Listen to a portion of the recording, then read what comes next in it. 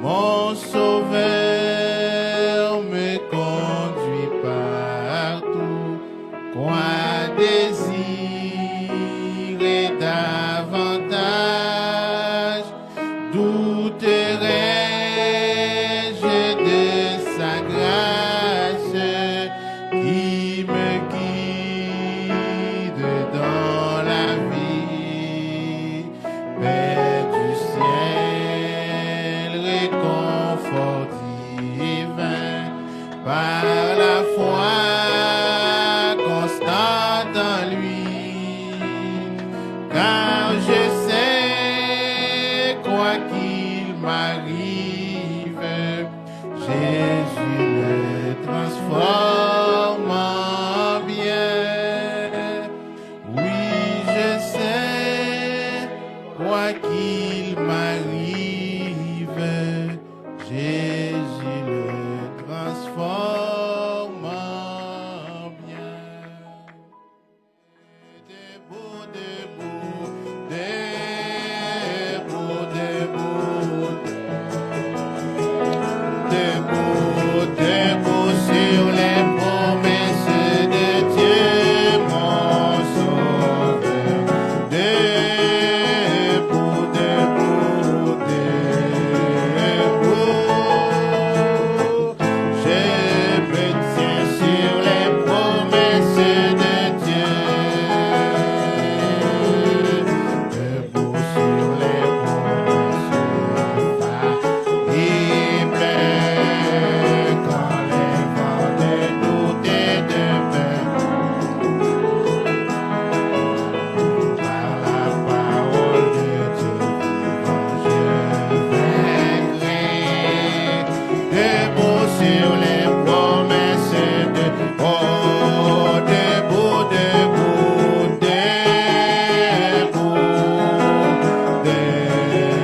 debout, debout sur les promesses de Dieu, mon sauveur. Debout, debout, je me tiens sur les promesses de Dieu. Debout, debout, debout, debout, debout, debout sur les promesses de Dieu, mon sauveur. Debout, debout, je me tiens sur les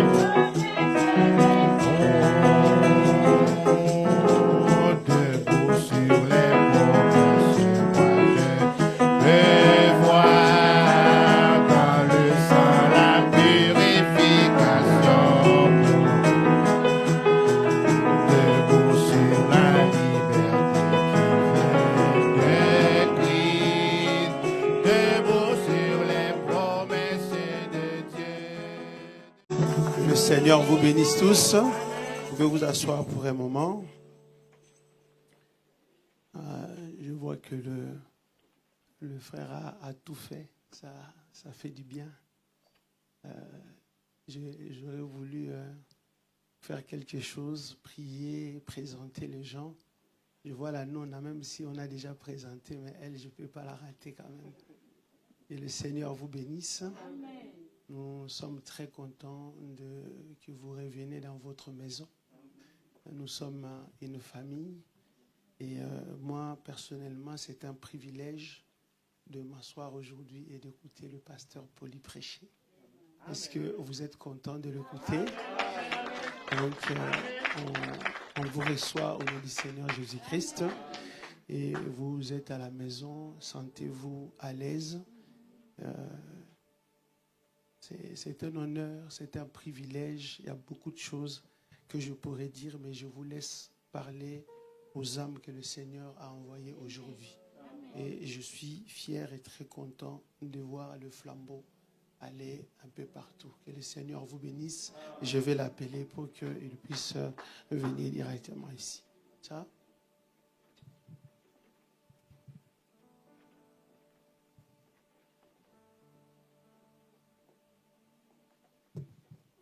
Que le Seigneur vous bénisse. Ça fait un peu bizarre quand on vient souvent ici. Je suis habitué à me cacher au coin là, à côté de mon tam-tam. Et l'autre fois j'arrive, je me suis dit, le frère qui jouait les tam-tam, Dieu l'a appelé au Congo. Quand je viens, je vais essayer de faire du bruit pour Jésus. Et quand je viens, Dieu a suscité déjà le petit Patrick qui était là. Et pendant ce temps, Dieu préparait quelque chose au niveau des Ardennes. Donc je remercie le pasteur Patrick Kadiata pour cette occasion qu'il a permis que je puisse parler au sein. Et je vous remercie beaucoup aussi. Vous êtes une famille et vous avez fait beaucoup pour nous. Et si je suis là aujourd'hui, c'est aussi par l'effort de ce grand homme. C'est un grand homme dans un petit corps. Et c'est mon ancien. Ça, je dois le préciser. Quand vous voulez me voir, essayez de voir le frère Patrick. Je remercie aussi... il y a la sœur Sarah, il y a ma femme qui est là, qui me soutient toujours. Et ainsi que tous ceux qui sont venus m'accompagner, ceux qui nous suivent aussi en ligne, qui n'ont pas pu venir. Alors, sans plus tarder...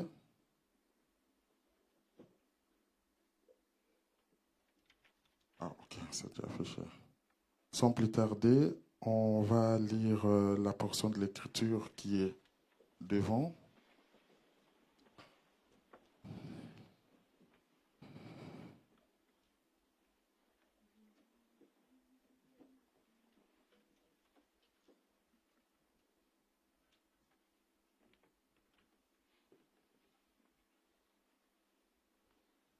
Dans Éphésiens chapitre 4, verset 1, « Je vous exhorte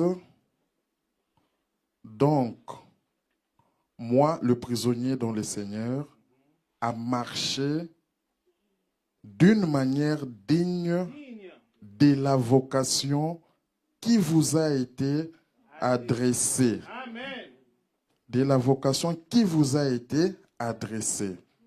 Seigneur Jésus, Dieu Tout-Puissant, merci Père éternel pour cette occasion que tu nous as encore accordée. Puisses-tu parler à l'un de tes enfants, Seigneur Jésus, afin que Père éternel, nous puissions être ravis dans les lieux célestes en Christ. Nous te le demandons ainsi au nom de Jésus-Christ. Amen. Amen.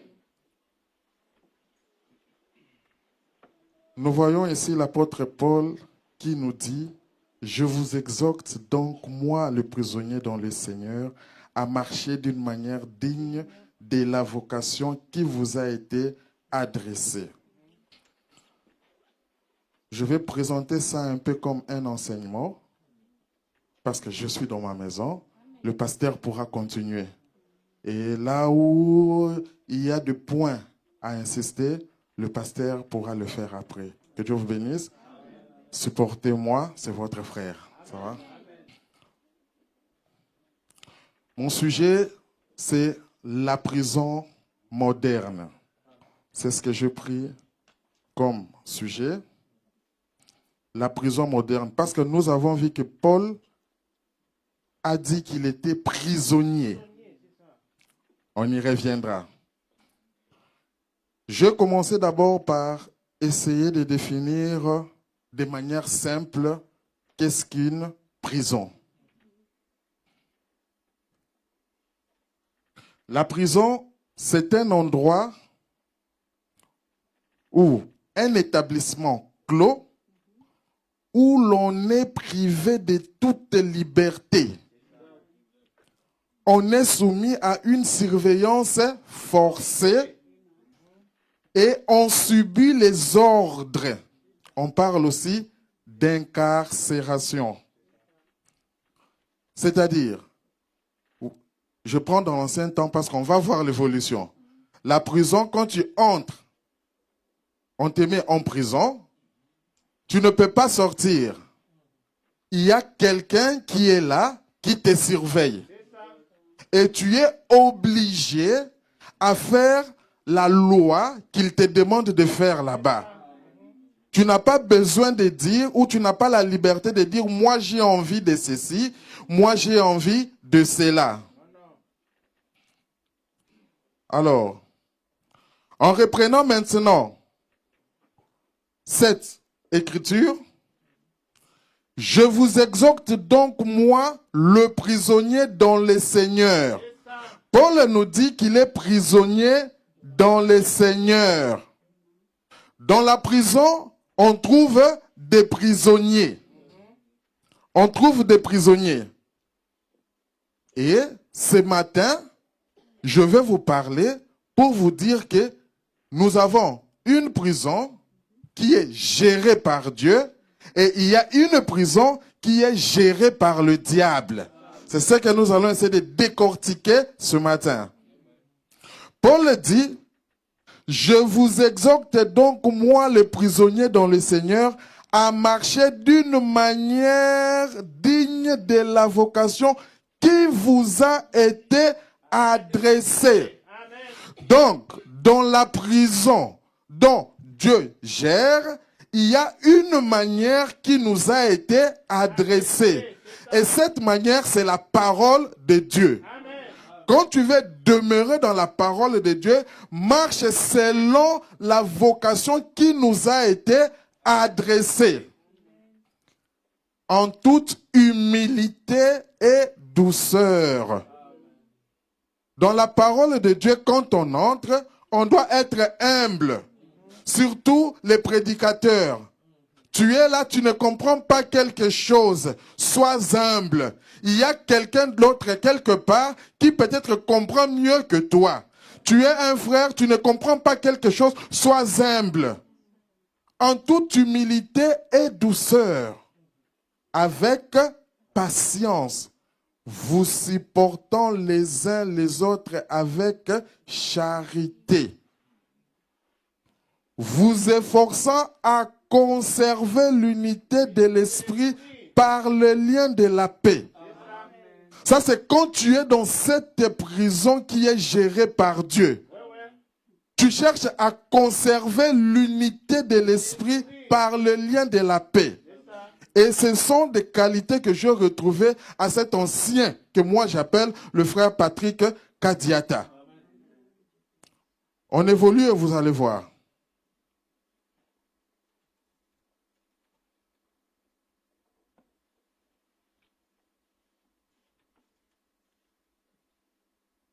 Oh, là, ça pique un peu.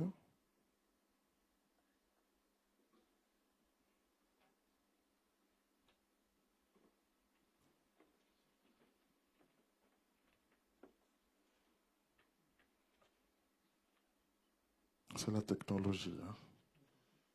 OK.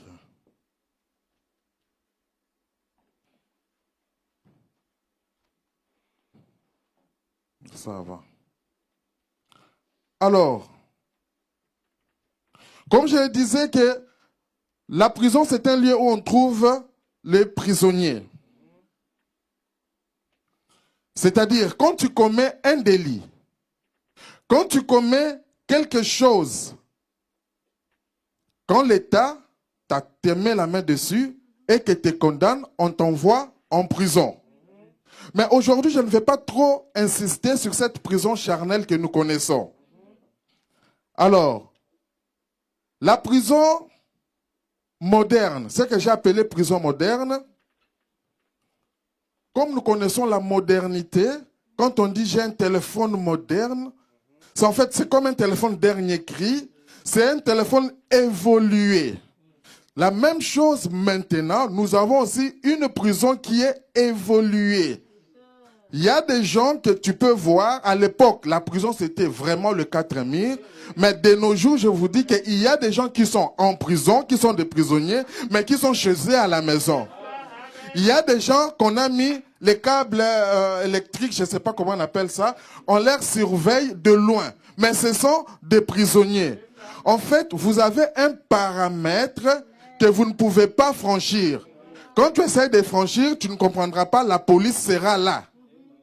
Alors, Ce que je voudrais montrer ce matin ici est que deux fois, dans nos familles, nous arrivons aussi deux fois à créer une certaine prison.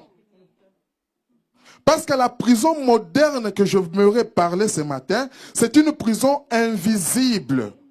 C'est une prison spirituelle, une prison qu'on ne voit pas. Quand tu es chez toi dans la maison, en tant que parent, quelle relation as-tu avec ta femme? Quelle relation as-tu avec tes enfants? Tu es toujours là pour donner de loi. Les enfants ont peur d'amener leurs amis. Les enfants ont peur de parler librement chez eux à la maison. C'est une prison qu'on ne voit pas. Et cela amène beaucoup de dégâts. Parce que tu verras, l'enfant sera libre d'aller s'exprimer dehors.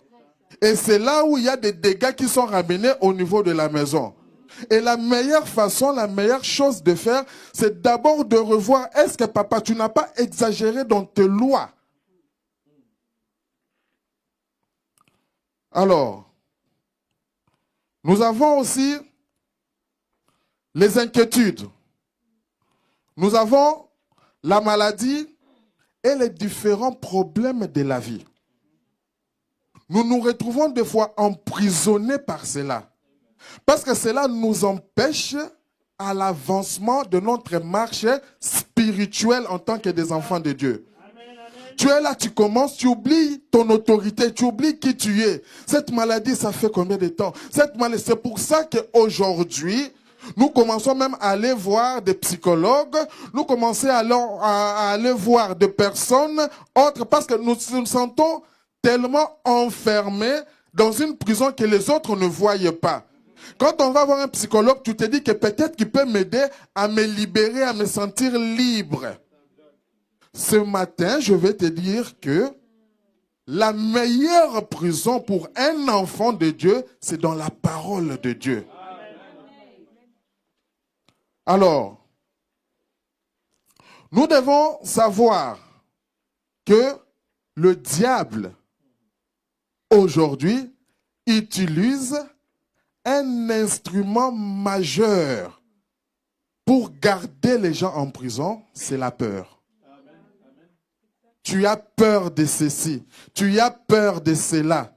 Et c'est un objet ou un instrument que le diable utilise pour garder les gens en prison. Alors, non seulement cela, nous allons un peu plus loin. Il y a des pasteurs. Il y a des pasteurs qui utilisent aussi ces instruments parce que ces pasteurs sont sous l'influence du diable sans le savoir. Parce que nous devons savoir que le diable, c'est un esprit. Et l'esprit, comme nous le connaissons, il a besoin d'un corps pour agir. Et ce corps peut être n'importe quel corps. Il a besoin d'un corps pour agir. Donc, le diable commence même à utiliser certains pasteurs pour commencer à s'aimer la peur chez les gens pour avoir un peu de l'autorité sur ces personnes-là. Et c'est ce genre de prison que nous devons arriver à sortir de cela. Amen. Récemment, nous avons eu des événements.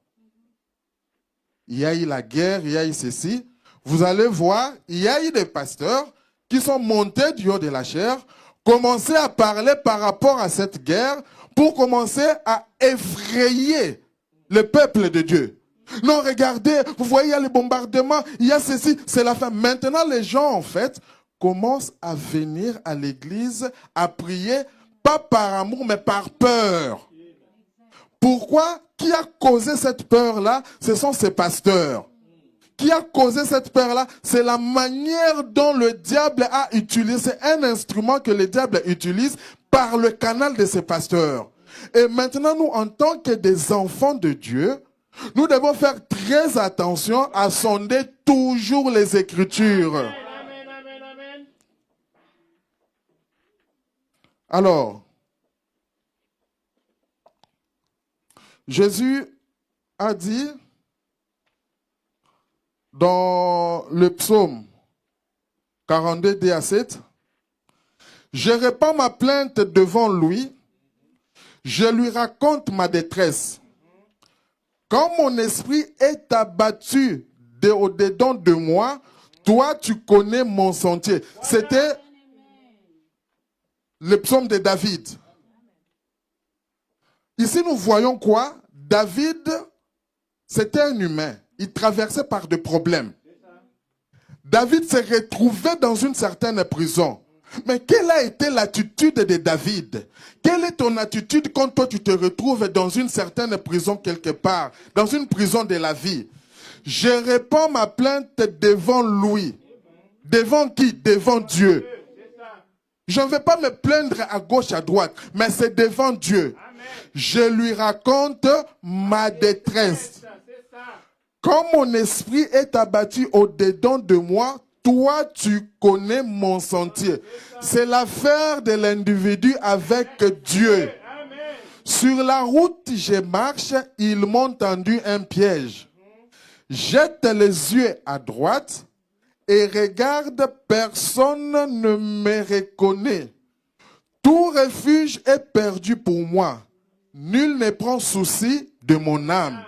Éternel, c'est à toi que je crie. Quand tu te retrouves dans une certaine prison de la vie, quand tu te retrouves dans une certaine prison, dans la maladie, dans une certaine prison, je ne sais pas de quel problème tu peux traverser, tourne ton regard vers Jésus. Tu y es mon refuge. Tu y es mon partage sur la terre des vivants. Il a ta vie dans sa main. Sois attentif à mes cris, car je suis bien malheureux. Délivre-moi de ceux qui me poursuivent, car ils sont plus forts que moi. Ici, ça a coupé un peu. Ils sont plus forts que moi. Alors, nous voyons quand nous descendons, je crois, au verset 7, David est en train de dire, Seigneur, sors-moi de cette prison-là. Que tout ce qu'il était en train de traverser, c'était une prison. C'est pourquoi toi, quand tu as des problèmes, quand tu as des difficultés par lesquelles tu traverses, ne demeure pas là-dedans comme un insensé. Sache que tu es un enfant de Dieu. Adresse-toi à l'Éternel. Et en tant que fils et fille de Dieu, il est capable de te délivrer de cela. Dans Luc 4, 17, 19, je vais vous expliquer d'abord le contexte. Ici, Jésus, qui est la parole, quand il est venu, quand c'était l'heure, il est allé, parce que c'est dit aussi dans le prophète Ésaïe, on l'a remis les rouleaux, il a commencé à lire. On lui remis les livres du prophète Ésaïe, l'ayant déroulé, il trouva l'endroit où il est écrit. L'Esprit du Seigneur est sur moi, parce qu'il m'a oint pour annoncer une bonne nouvelle aux pauvres. Il m'a envoyé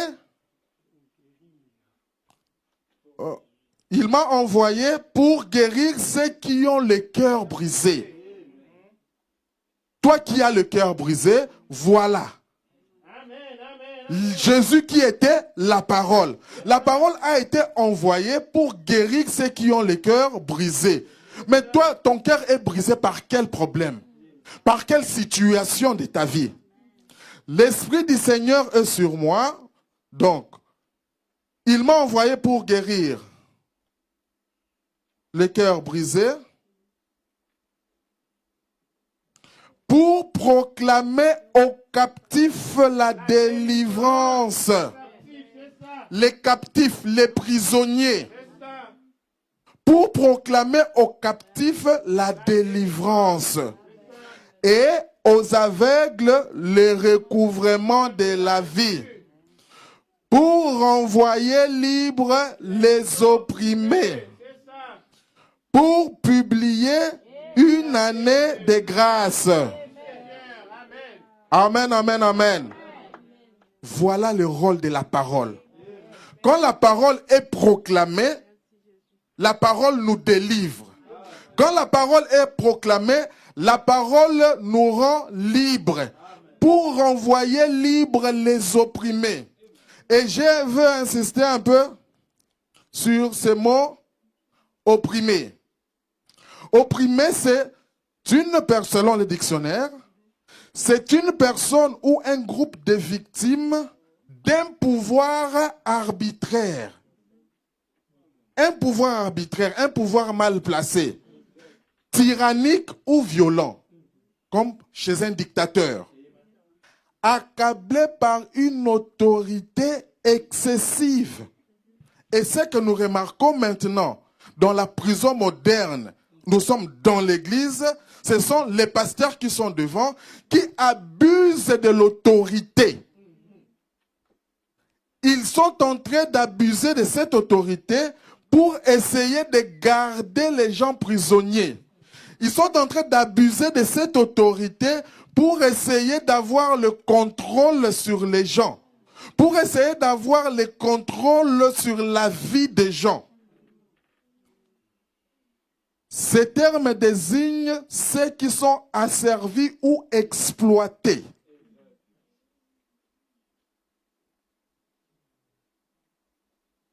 Alors,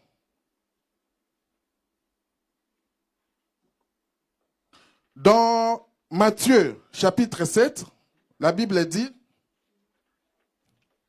Jésus lui répondit, hypocrite, Ésaïe a bien prophétisé sur vous, ainsi qu'il est écrit, ce peuple m'honore par des lèvres, mais son cœur est éloigné de moi. Nous remarquons que ces pasteurs, ces gens qui abusent de cette autorité, ce n'est pas les païens, ce n'est pas les gens en dehors, mais c'est dans l'église. Et ils viennent, ils sont en train aussi d'adorer le Seigneur. C'est là où le Seigneur nous dit, ce peuple m'honore seulement des lèvres, mais leur cœur est éloigné de moi. Pourquoi le cœur est éloigné? Parce qu'ils ont commencé à insérer des credos d'hommes, des credos humains. Ils ont commencé à faire des choses qui peuvent paraître bonnes, mais qui n'est pas la parole. C'est ça le problème. Quand nous savons que nous sommes des chrétiens, tout ce que nous devons faire, ça doit être la parole de Dieu. Mais maintenant, quand ces gens interviennent, quand ces genres de pasteurs interviennent, ils sont en train d'ajouter leurs propres pensées. On vient, on te dit par exemple, écoutez, quand tu viens à l'église, la sœur, tu dois avoir une lobe longue, je ne sais pas de combien de centimètres. Et tu verras, ça semble bien. Le pasteur vient avec 1 mètre ruban ou quoi, commencer, met à la porte, commencer à mesurer la jupe. Et quand tu vas lui demander, ben, c'est écrit où dans la parole? Ton idée, elle est bonne, selon toi bien sûr. Mais est-ce que c'est la parole? C'est pourquoi maintenant, nous devons faire un effort d'être les disciples de Béré. D'examiner chaque chose par la parole. Parce que la prison la plus dangereuse, c'est cette prison moderne. Cette prison spirituelle qu'on ne voit pas. Et comme elle est spirituelle, c'est que la personne qui doit nous délivrer, la délivrance doit être aussi spirituelle. C'est pourquoi nous avons la parole de Dieu qui nous permet de voir, la parole de Dieu qui nous permet de sortir de cette prison. C'est en vain qu'il m'honore en donnant des préceptes qui sont des commandements des hommes. Les pasteurs ont commencé à mettre des commandements des hommes pour garder les gens en prison. Tu veux te marier, on commence à mettre des lois. Les pasteurs vont plus loin. Comme c'est moi qui t'avais baptisé, donc c'est moi qui ai toujours le droit sur toi. C'est écrit où dans la parole? Comme c'est moi qui avais fait ceci, c'est moi qui ai le droit toujours sur toi. Ça semble bon. Mais quand tu vas lui demander, montre-moi ça dans la parole, c'est nulle part. Ce sont là les préceptes qui sont des commandements des hommes. Des incohérences. Et maintenant, Dieu doit susciter quand même des gens, des personnes qui doivent se tenir debout pour dire non à cela. Retournons à la parole.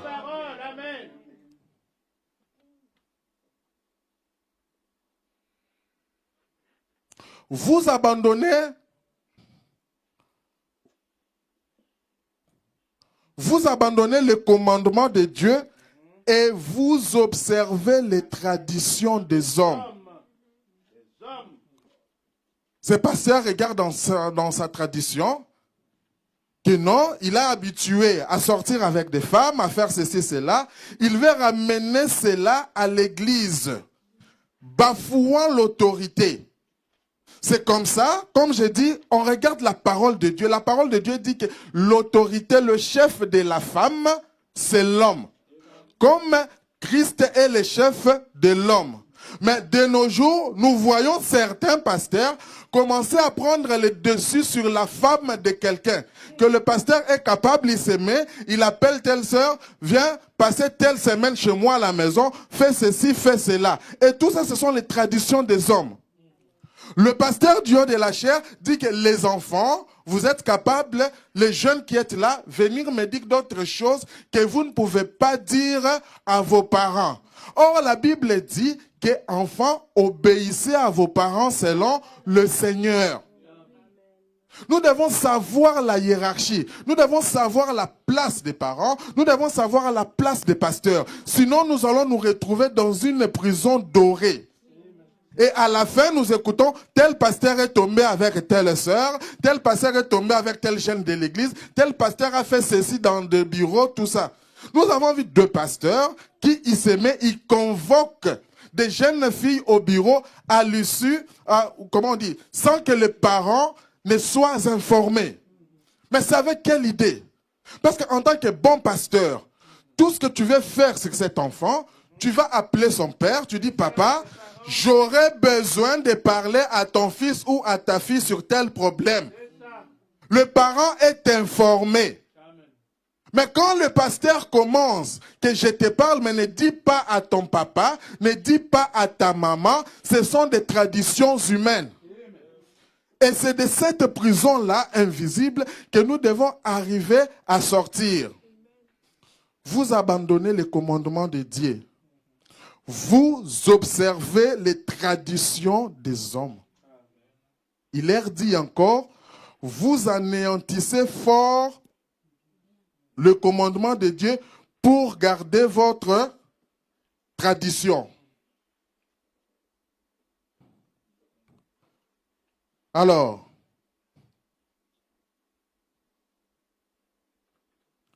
maintenant, quand il y a quelqu'un qui se lève, quand la personne se lève pour commencer à condamner cela, tu verras maintenant que ces pasteurs-là, ces hommes de Dieu-là, soi-disant, commencent à essayer à condamner cette personne. Soit tu proclames quelque chose, ils suivent sur Internet, ils ne te disent pas, ils commencent à envoyer des espions. Allez lui dire, il n'a pas le droit de dire ça. Ce n'est pas un message universel. Ce n'est pas ceci, ce n'est pas cela. Écoutons ce que dit. Je suis dans la Bible, dans la parole. Et après, on va lire certaines citations du prophète.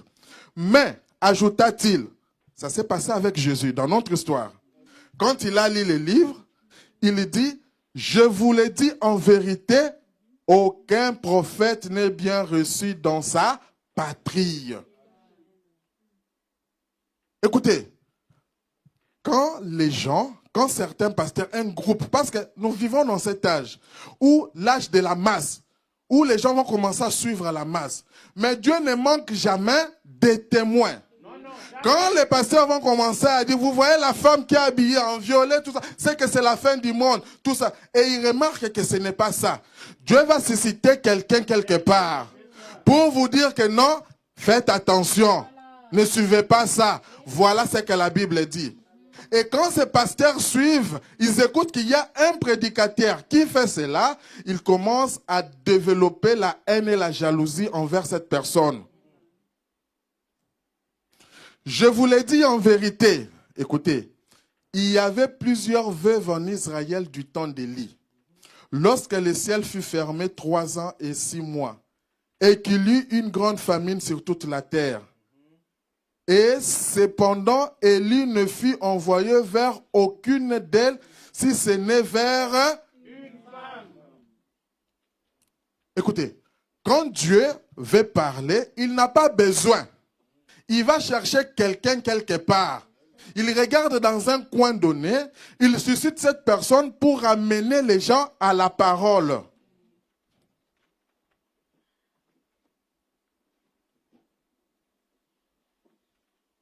Alors,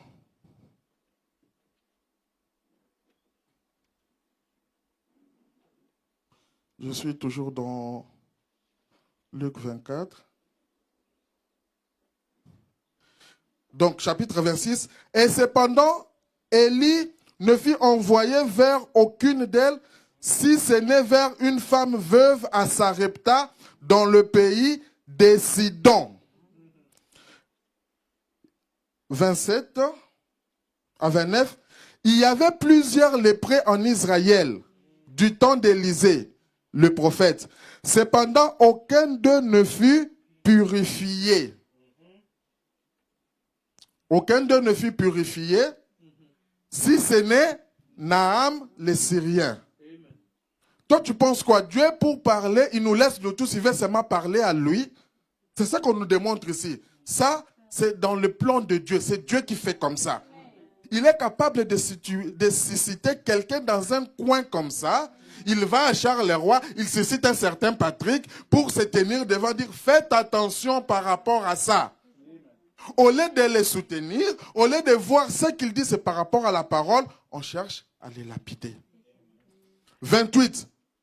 Qu'est-ce qu'ils ont, ces gens-là? Ces gens-là sont qui? Les gens de l'église, les sacrificataires, les collègues pasteurs.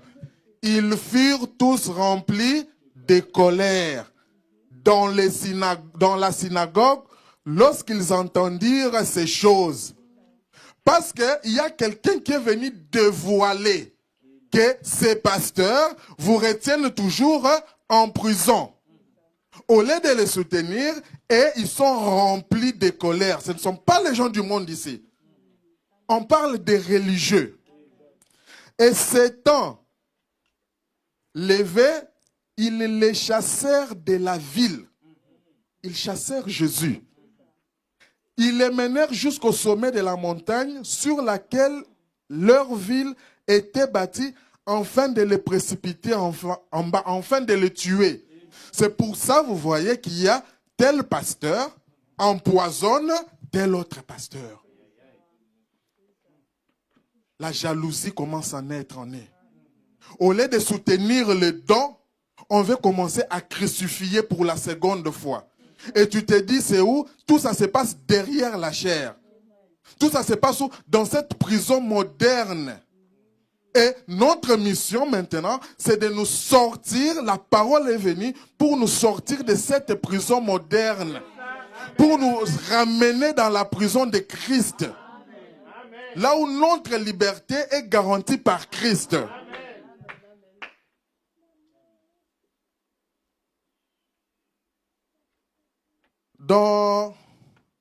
Nous parlons souvent des Éphésiens 4.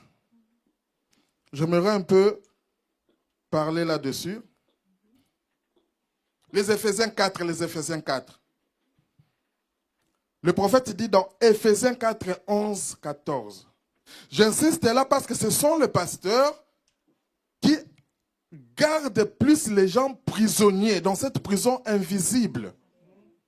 Il dit, il a donné les uns comme apôtres, les autres comme prophètes, les autres comme évangélistes, les autres comme pasteurs et docteurs.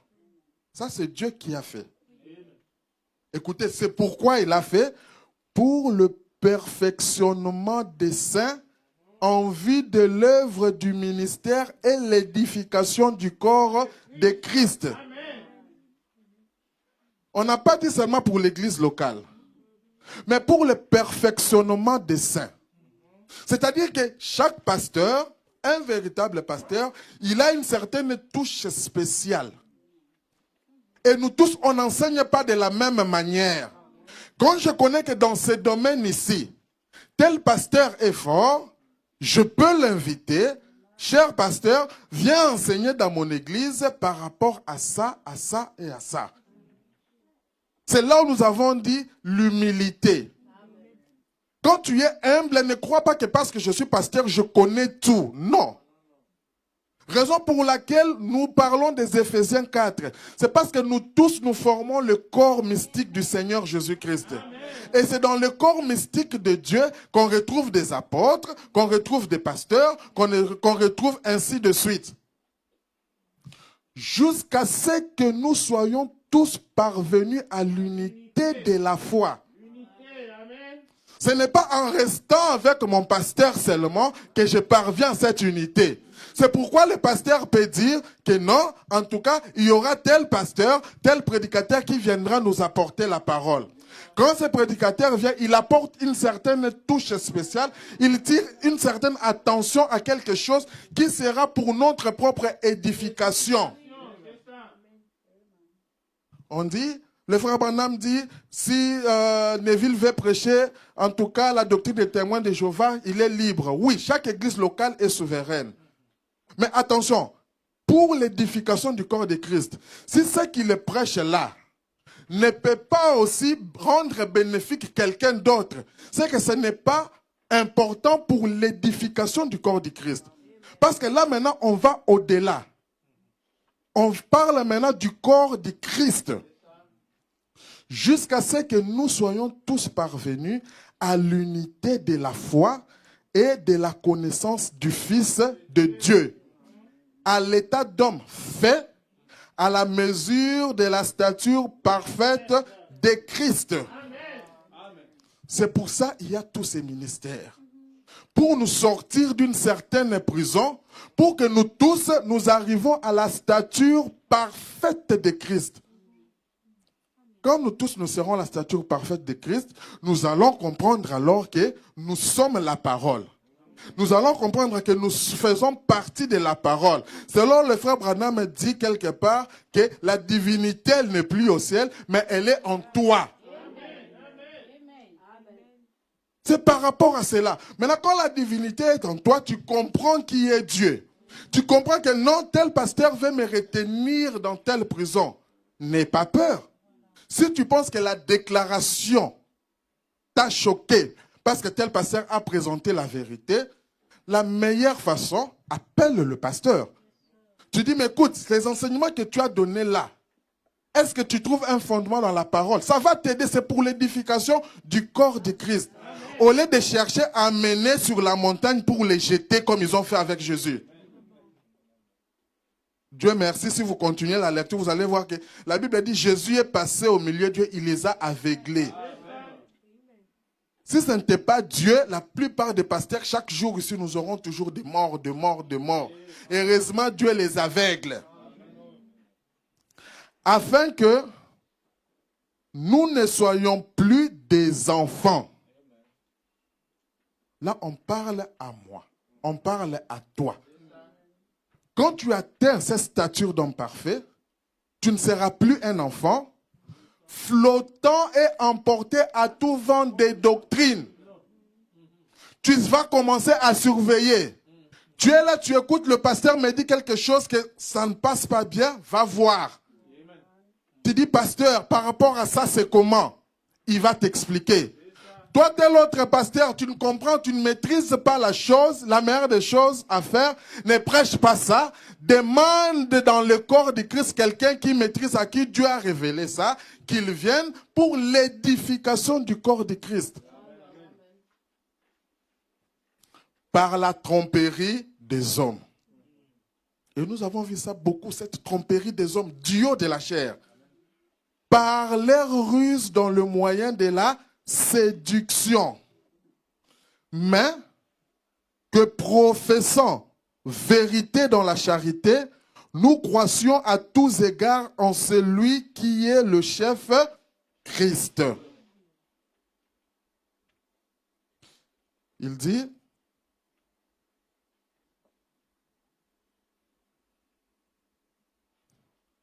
alors, quand vous remarquez ça, et que vous dites au pasteur, le pasteur ne veut pas écouter, et que tu constates que là c'est la vérité.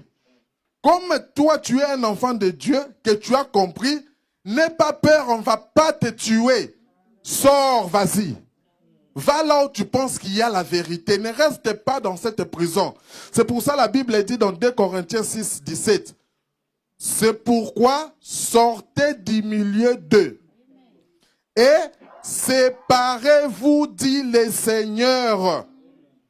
Ne touchez pas à ce qui est impur et je vous accueillerai. Non, si tu sors, on va te livrer au diable. On va faire ça. On commence à avoir peur. Toi, tu étais parti où? Je vous parle des histoires vraies. Le frère Patrick, la première fois que je connais, je jette des éloges parce qu'il a envie. On n'entend pas qu'il puisse mourir. C'était vers 2015 comme ça. Quand il était, je crois, à Louvain, la Neuve, comme ça. Qu'on est parti visiter. Il y avait un jeune qui habitait chez lui parce que lui, il est vraiment accueillant. Que Dieu bénisse aussi sa femme. Il y avait un jeune qui habitait là. On était venu pour rendre, j'accompagnais une personne qui devrait rendre visite à ce jeune-là qui habitait chez lui. Et c'est là où j'ai contacté. Et j'ai senti qu'il y avait quelque chose. Mais mon retour, vous êtes allé où? Là-bas, ainsi de suite, tout ça. On a commencé à parler des choses. Jusqu'aujourd'hui, je cherche à découvrir quelles sont ces choses fausses-là. Jusqu'aujourd'hui, que je ne parviens pas à voir. Mes frères, pourquoi chercher à lapider quelqu'un comme ça? Pourquoi? Quelqu'un qui travaille pour l'édification du corps du Christ. C'est l'un des pasteurs rares qui se met, il dit, bon, allons visiter les églises. Il sort, je culte l'après-midi, le matin, je vais visiter tout ça. Combien ont peur de céder la chair, lui dire, bon, tu viendras quand même prêcher. Pourquoi? Parce qu'on a peur que la vérité soit déballée. On commence à choisir. C'est pourquoi, sortez du milieu d'eux et séparez-vous, dit le Seigneur.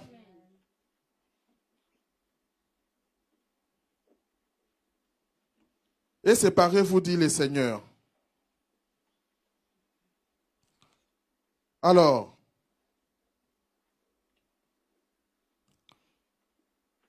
donc, maintenant, on va plus avancer un peu avec le prophète. Le frère Branham dit dans la brochure la preuve de sa résurrection. Bon d'homme dans son état charnel et ses conceptions mentales, il s'éloigne toujours de Dieu. Ça, c'est la nature humaine. C'est depuis le commencement que l'homme désire ardemment voir de l'autre côté. Mais il est enfermé dans une prison. Parfois, c'est quel genre de prison? Ce sont les traditions des hommes qui l'y mettent. En ce sens que, par des traditions, de différentes formes et de différents motifs. Le pasteur met des formes et des motifs. On verra, le pasteur commence à inventer de lois. Et Dieu merci, aujourd'hui, il y a des pasteurs qui commencent à se lever à gauche, à droite, pour dire que ça, nous avons toujours appris qu'il était comme ça, mais j'ai cherché dans les Écritures, je n'ai jamais vu ça. Et là, on comprend que ce sont les pasteurs qui ont rajouté des motifs et des traditions des hommes pour garder toujours les gens prisonniers. Mais il est enfermé dans une prison. Parfois, ce sont les traditions des hommes qui l'y mettent, en ce sens que par des traditions de différentes formes et de différents motifs, ils enseignent comment adorer. Maintenant, c'est eux qui enseignent comment est-ce qu'ils doivent adorer. Et ça paraît tellement bien. Non, les sœurs, prenez le foulard, mettez juste à la tête. Ça paraît bien. Mais sont dans les Écritures. Que dit les Écritures par rapport à ça? Il met les hommes en esclavage à travers ces traditions. Tu vas chercher telle déclaration, tu dis, mais c'est où dans la parole de Dieu? Non, pasteur, ici chez nous, c'est comme ça. On verra ce que le frère Branham dit. On ne veut plus des histoires de ici chez nous, c'est comme ça. Soyons des enfants matures. Nous sommes des enfants de Dieu. Écoutez, un jour, ce monde passera. Un jour, les églises seront fermées. Les pasteurs n'auront plus l'autorité de parler. Mais ce que nous aurons, ça sera la parole de Dieu. C'est pour ça, si on n'est pas enseigné de la bonne manière, beaucoup vont tomber. Non, moi, chez moi, en tout cas, la femme qui est en pantalon ne va jamais entrer. L'homme qui est ceci ne va jamais entrer. La Bible dit, venez tel que vous êtes. C'est ça la parole de Dieu. Maintenant, quand il vient de la manière qu'il est, toi, montre-lui la parole. Et sache que chaque enfant, comme dans une famille, on ne comprend pas tous le même jour. L'autre personne va te dire, frère, moi j'ai fait 5 ans pour comprendre ça. L'autre va te dire que non, moi j'ai fait 2 jours pour comprendre. C'est pour ça un jour, le frère Branham disait que le Seigneur lui a dit, même cet ivrogne-là, qui vient de croire aujourd'hui, tu n'es pas plus chrétien que lui. Frère, toi tu sais, moi je suis un ancien dans ces messages. Je suis né dans les messages. Je ne sais pas aussi si cette citation-là existe encore, naître dans le message. Mais ça a fait ravage partout. Toi tu connais quoi? Moi je suis né dans le message. Qu'est-ce que ça veut dire naître dans le message? On a inventé ça d'où? Les traditions humaines. Et nous voyons que ceux qui essayaient de crucifier Jésus, c'était des sacrificateurs. C'était des anciens. À un moment donné, les anciens veulent être ce qu'on appelle les conservateurs. Plus on devient conservateur, on commence à ajouter des choses, croyant pouvoir conserver toujours la parole, mais on commence à écarter les gens de la parole. Ce sont les traditions humaines. Il en était ainsi depuis le commencement du monde. Et il en a toujours été ainsi.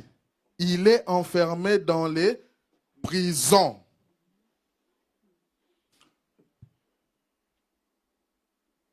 Dans la même prédication, au paragraphe 37, le frère Branham dit, Dieu a envoyé son fils prêcher l'évangile. Dieu, il a envoyé son fils prêcher l'évangile. C'est vrai, l'évangile. Et quand on parle de l'évangile, c'est la parole de Dieu. Cette parole qui nous sort de cette prison. C'est la bonne nouvelle. Ça nous fait plaisir qu'on vienne te dire que, frère, tout ce temps ça que tu faisais, ce pasteur t'a tenu en prison. C'est comme si quelqu'un qui est venu te libérer. C'est comme quelqu'un qui te dit, je suis allé voir un psychologue, il m'a parlé, je me suis senti bien dégagé. C'est la bonne nouvelle. Dans Ésaïe 61, pour vous qui notez les passages des Écritures, Dieu parlant ainsi plutôt de la venue de Christ, il a dit, Dieu m'a oint pour prêcher l'évangile, pour porter la bonne nouvelle, pour libérer les captifs. C'est ce que nous avons lu. Pour libérer les captifs, pour ouvrir les portes de la prison et rendre la liberté aux captifs. Nous avons un prophète qui est l'aigle, qui voit. Il nous a donné les termes appropriés. Que quand Dieu est venu, c'est pour nous sortir de cette prison de coutume. Toi, tu regardes, qu'est-ce qui te retient? Quand Dieu est venu ce matin, je t'informe qu'il est venu pour nous sortir de cette prison. Dieu a envoyé Christ pour ouvrir les portes de la prison aux hommes qui sont assis dans les ténèbres. On ne parle pas des païens. On parle de soi-disant chrétiens qui sont sur les bancs, toi et moi assis, et pourtant nous sommes assis dans les ténèbres. Nous avons la parole avec nous, mais nous sommes assis dans les ténèbres.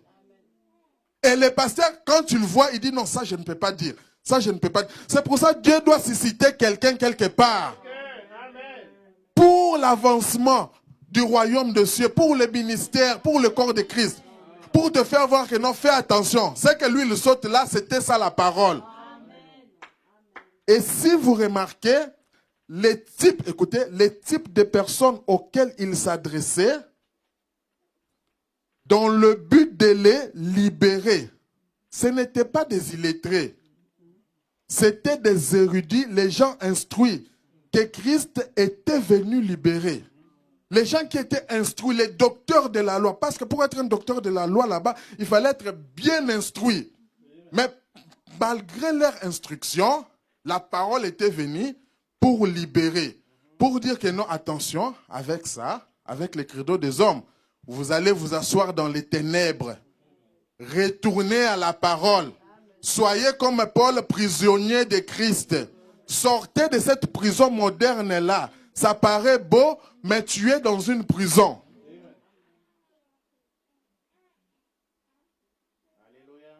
Alors, au paragraphe 40, il dit, beaucoup d'entre vous sont assis ici souffrant du cancer, des tumeurs, des cécités. Certains d'entre vous se trouvent dans toutes sortes de situations. C'est ça que je vous ai dit, que la prison, ça peut être une situation de la vie dans laquelle tu te retrouves. Sans le savoir, mais tu es emprisonné par rapport à cette situation-là. Jésus est venu pour te libérer. La parole est venue pour te libérer. Et pourtant, Dieu a envoyé Christ pour ouvrir les portes de la prison afin de vous libérer. Mon fils là, pasteur, mon fils là, ça ne va pas. Ce fils-là est devenu une prison pour toi. Tu ne peux plus évoluer. Tu as l'argent, ça doit passer dans les dépenses. Tu as l'argent, ça va. C'est devenu une prison pour toi. Ce matin, Dieu est venu pour te libérer. Prends ces cas, amène-les à Jésus. Ce n'est pas seulement le pasteur, mais c'est la parole. Aujourd'hui, les pasteurs sont là. Quand tu as un problème, viens me dire. Mais attends, la première personne à parler, c'est le Seigneur Jésus-Christ. C'est le Seigneur Jésus-Christ. La Bible dit qu'il n'y a pas d'intermédiaire. C'est le Seigneur Jésus. Quand tu as un problème, invoque-moi, je te répondrai. Il n'a pas dit, passe d'abord par quiconque. Des fois, le pasteur s'énerve. Mais frère, pourquoi tu n'étais pas venu me dire ça? Il y a encore une citation. Dites tout jusque dans le moindre détail. Mais attention. Donc, le pasteur martèle les Écritures. Regardez même dans la vie d'Abraham. Dites-moi quand on parlait de dire tout dans le moindre détail. Va au marché, appelle le pasteur. Pasteur, je vais au marché. Pasteur, je vais mettre... C'est ça le moindre détail que toi tu penses.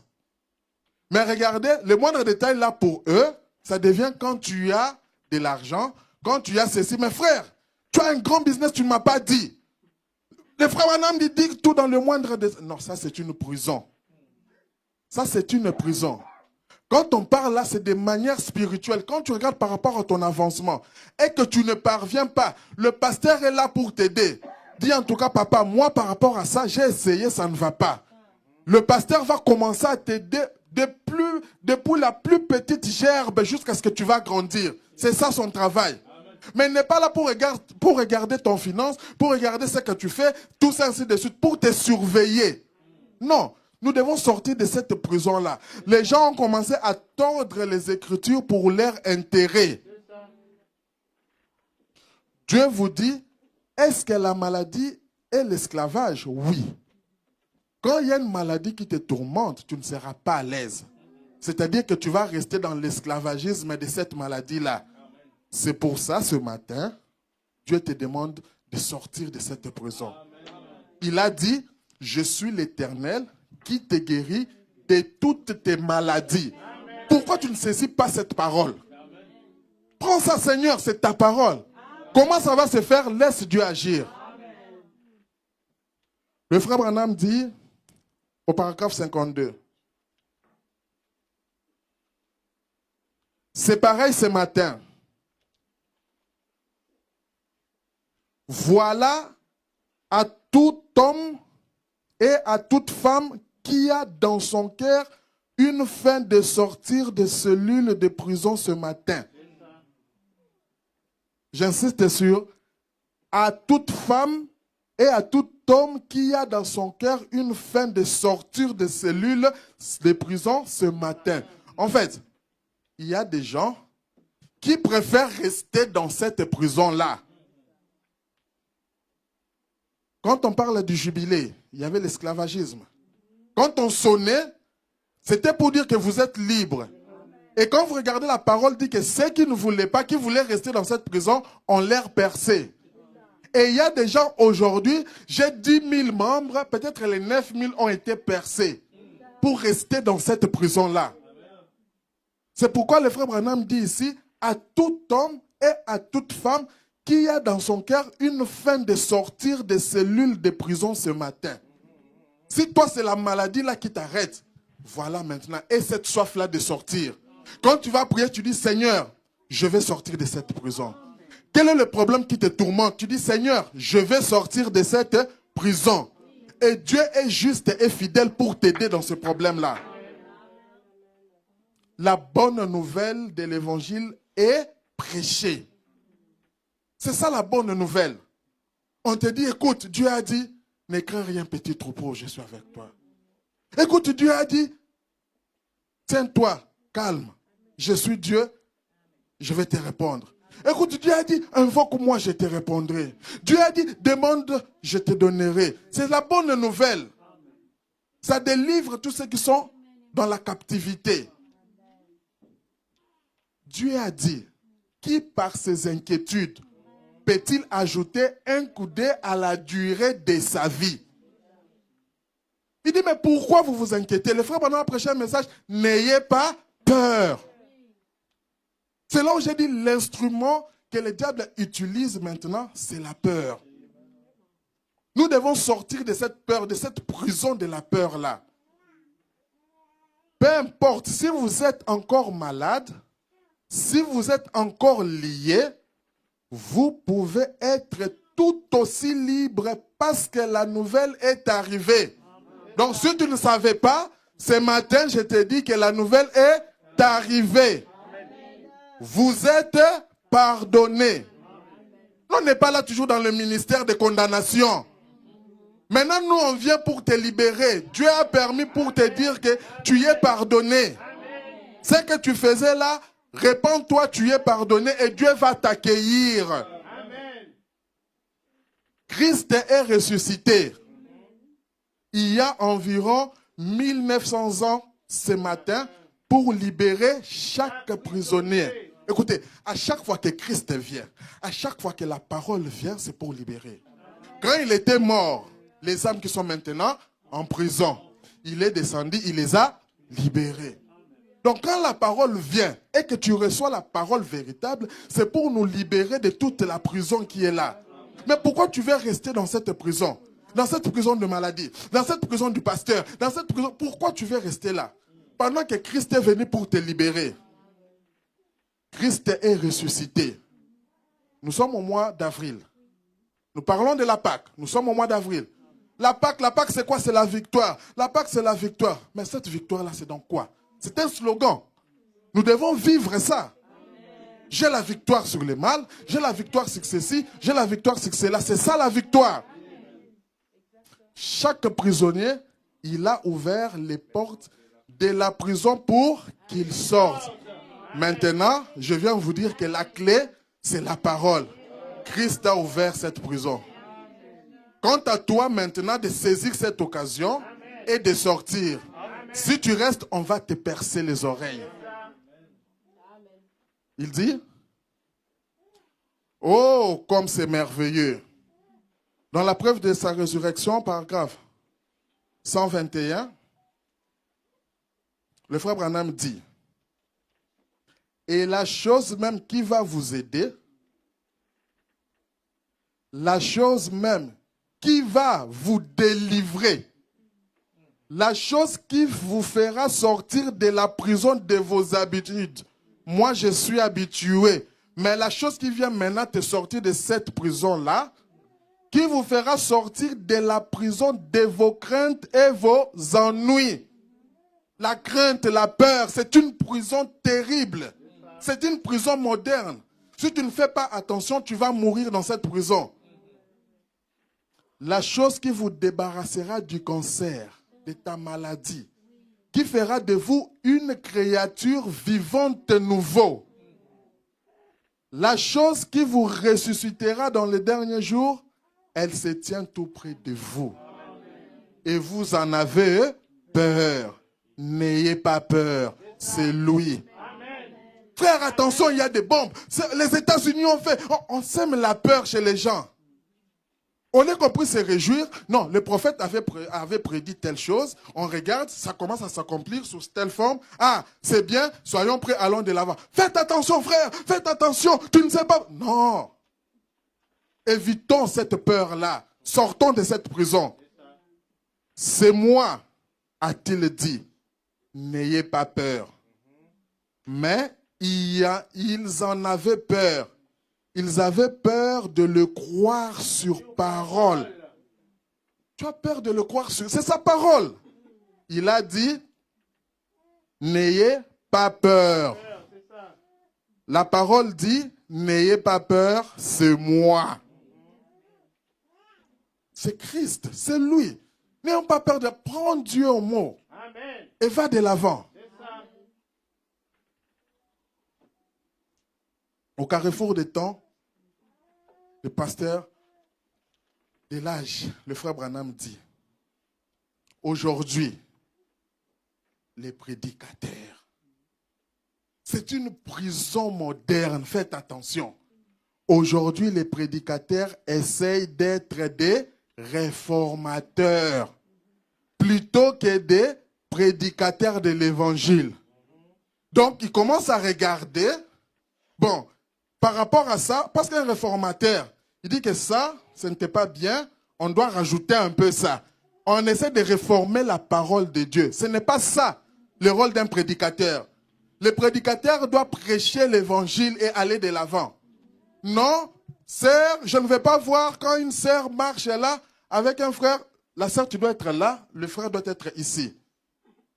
C'est écrit où? Dans la parole. Enseigne-les comment avoir la crainte de l'Éternel. Ils vont bien marcher. Toi, tu viens mettre des lois. Les prédicateurs essayent d'être des réformateurs plutôt que des prédicateurs de l'Évangile. Ils disent, arrêtez de faire ceci. Ne faites pas cela. Chez moi, telle jupe n'entre pas. Chez moi, ceci n'entre pas. Ça, c'est les prédicateurs. Chez nous, ici, c'est comme ça. Ce n'est pas notre affaire. Oh, que mon église les fasse. Ce n'est pas notre affaire. Ce sont les policiers qui sont des réformateurs. Ce sont eux qui envoient les gens en prison pour les réformer. Là où tu as volé, ce n'est pas bien. Voilà comment est-ce qu'on vit, on te montre. Mais ce n'est pas le rôle des prédicateurs commencer à mettre des lois comme ça. Nous sommes des prédicateurs de l'évangile. C'est le frère Branham qui dit. Et notre rôle, c'est de leur parler de Jésus-Christ et de les amener à naître de nouveau de l'Esprit de Dieu. Frère, quand quelqu'un est né de nouveau de l'Esprit de Dieu, même s'il va loin là où le pasteur ne le voit pas, il sait qu'il y a Dieu qui le voit, il va bien se comporter. C'est ce que le frère Branham veut nous montrer ici. Quand tu mets des lois, les gens vont commencer à respecter ces lois pour te faire plaisir, mais rester dans cette prison. Mais quand il sort en dehors de l'église, c'est compliqué.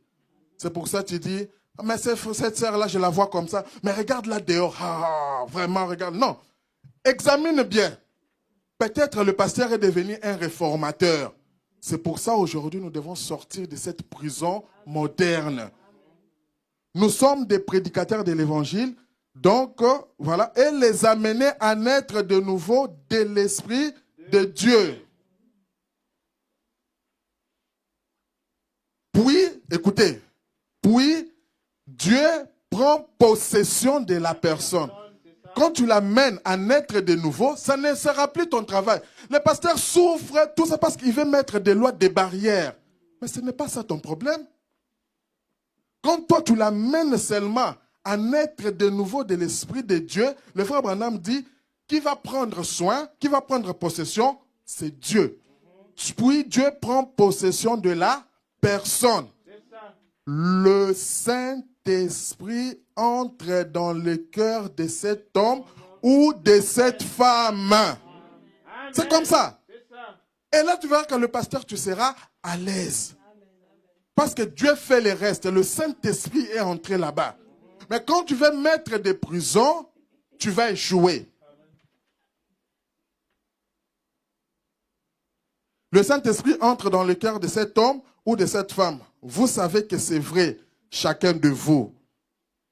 Au paragraphe 11, le frère Branham dit, « Or, nulle chair n'est sauvée par la loi. » Nous qui aimons mettre des lois là, du haut de la chair, hein? Le frère Branham dit, « Nul n'est sauvé par la loi. » La loi ne peut pas nous sauver. La loi est simplement la chose qui nous a mis en prison.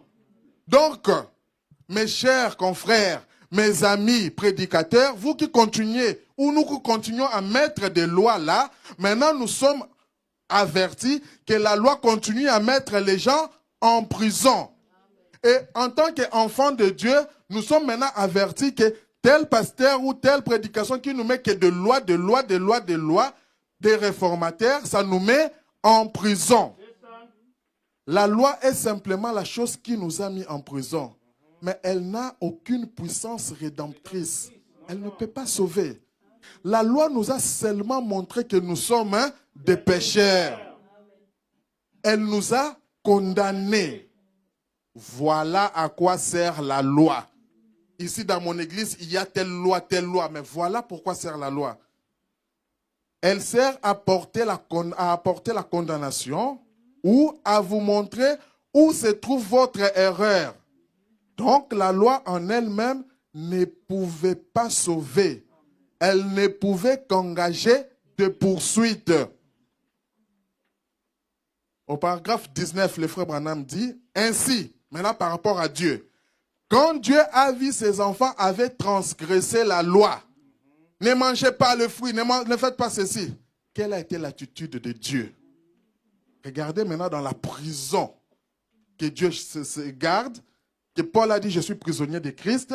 Il dit, et quand Dieu a vu que ses enfants avaient transgressé la loi et qu'ils devaient subir la mort, alors l'amour souverain est intervenu pour pourvoir des moyens. C'est ça. Au lieu de mettre la loi, place l'amour devant. Place l'amour. Montre-les. Regarde ce que tu fais, ce n'est pas bien. Regarde l'amour de Dieu. Dieu nous a montré ça. La manière de répondre. On dit, enfant, obéissez à vos parents selon le Seigneur. Mais la manière que toi tu réponds, ma fille, est-ce que c'est bien? Ah non, maman, ce n'est pas bien. Tu vois, tu veux être un enfant de Dieu. Tu vas chaque jour à l'écodime, non? Est-ce que c'est ça? Avec cet amour, tu vas gagner l'enfant. Mais quand tu as seulement loi, l'enfant ne comprend pas. L'enfant ira apprendre à l'extérieur et ça sera toujours des problèmes. La prison moderne.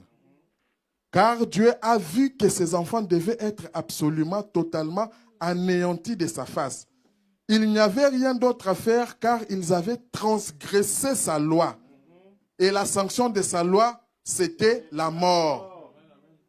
Mais il a montré l'amour. Maintenant, nous qui mettons des lois pour commencer à chasser les gens de l'église, est-ce que nous montrons l'amour ou nous restons dans cette loi de prison? La prison moderne. Alors que nous tendons à la fin, l'appel, l'étape actuelle de mon ministère, le frère Branham dit, voyez-vous, le temps vient, mes amis. Et je veux que les gens, dans les endroits où iront les bandes, et ces bandes, nous les avons sous forme de brochures, c'est arrivé ce matin à Bethesda Tabernacle,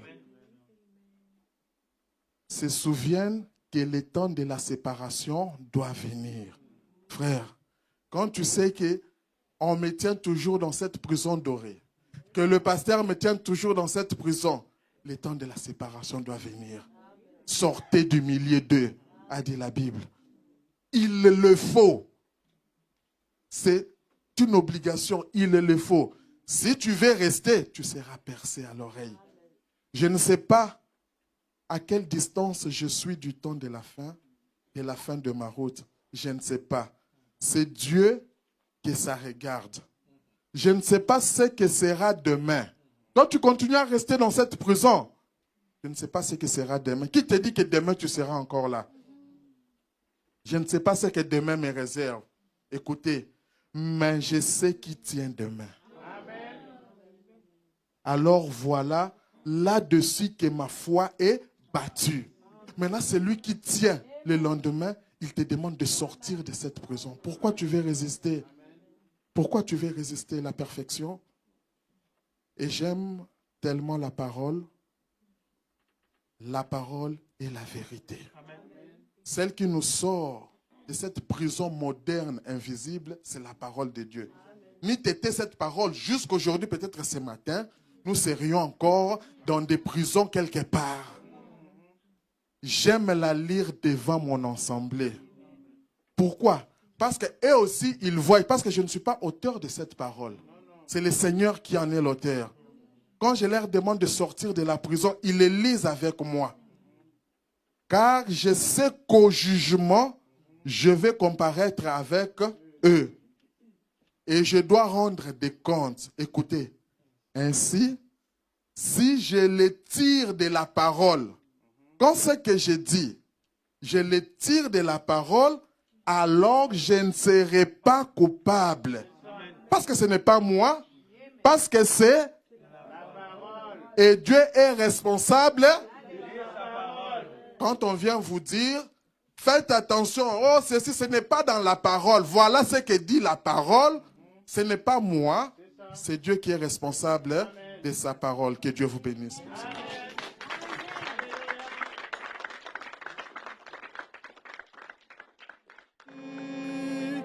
Pour le péché, pour le monde, tu trouves place en ton cœur. Point pour le sauveur du monde, rien pour l'homme de douleur. Oh, laisse entrer le roi de gloire. Ouvre ton cœur à Jésus. Laisse entrer le roi de gloire. Hâte-toi